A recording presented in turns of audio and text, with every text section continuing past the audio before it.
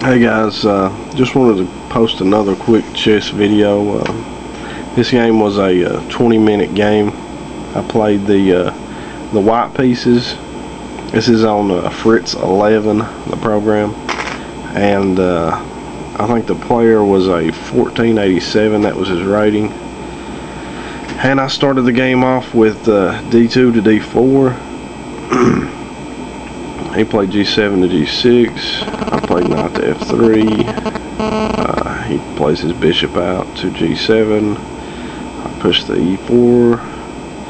He plays his knight out here to H6, which normally is not what you want to do. You don't want to put a knight on the edge of the board.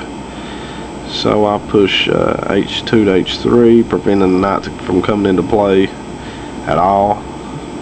He plays D6. I play my bishop up to C4. He castles. I castle. He plays A7 to A6, preventing my bishop from going to B5. I play my knight up to G5. He plays pawn to E6. I push the queen up to F3, and right here he pushes his F pawn up to F5.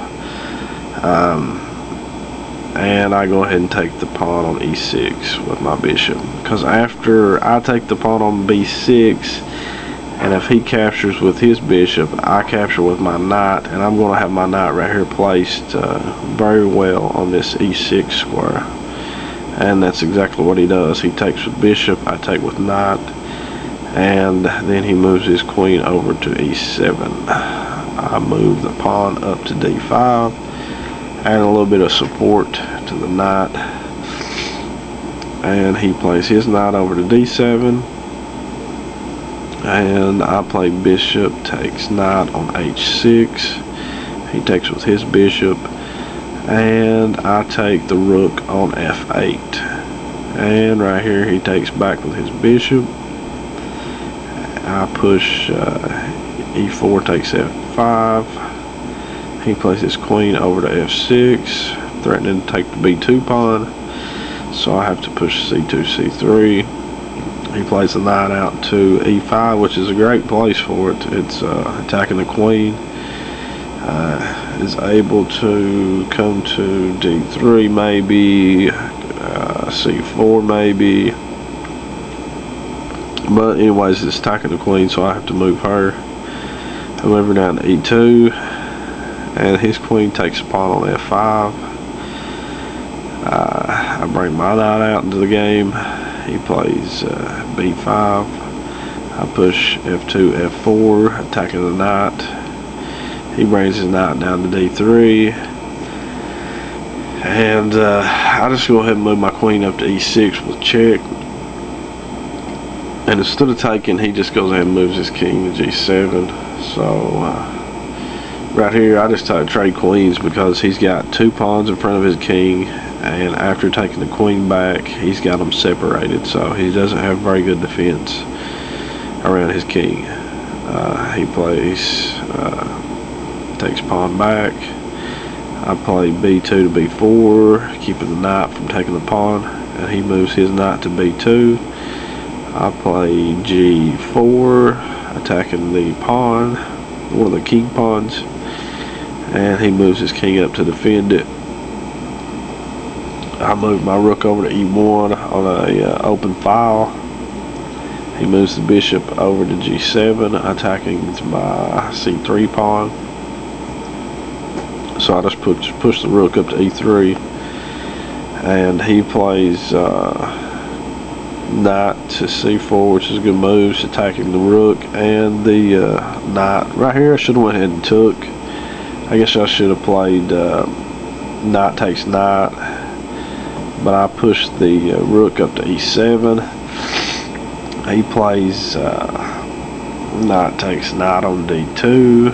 I move my rook out to D1, attacking the knight. He plays F3 with check. I move king to G2, threatening the knight.